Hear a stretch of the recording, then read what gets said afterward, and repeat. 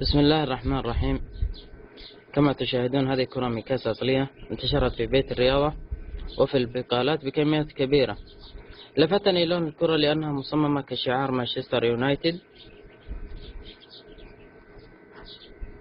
فأخذت الكرة لقراءة بعض العبارات عليها لوجود توقيع روني كما تشاهدون.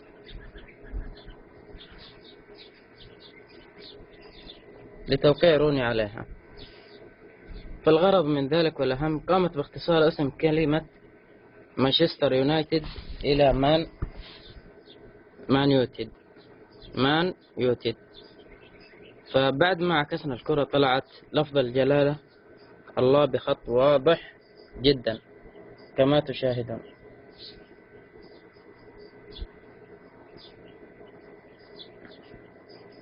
والغرض من ذلك إساءة للفظ الجلالة.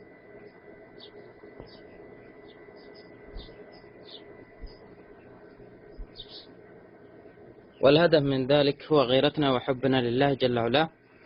قمت بتصوير الكرة ونشرها لإيقاف هذه الشركة من نشر هذه العبارات على كرة القدم. والهدف أنك تقوم بركل الكرة ودعس لفظ الجلالة الله. وأنا شخصيا سأقوم بنشر الصورة والمقطع إلى أن تصل إلى كبار المسؤولين والتجار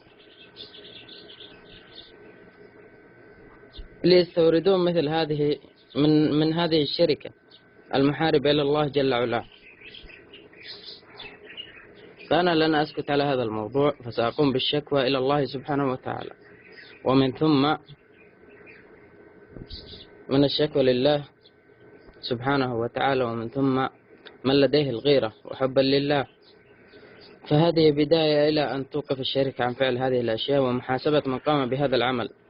فمن لديه الغيرة لله فليرسل هذا المقطع لكل من يعرف ليعلموا أننا لن نسكت لمثل هذه الأعمال المسيئة إلى الله. أخوكم سالم القزواني.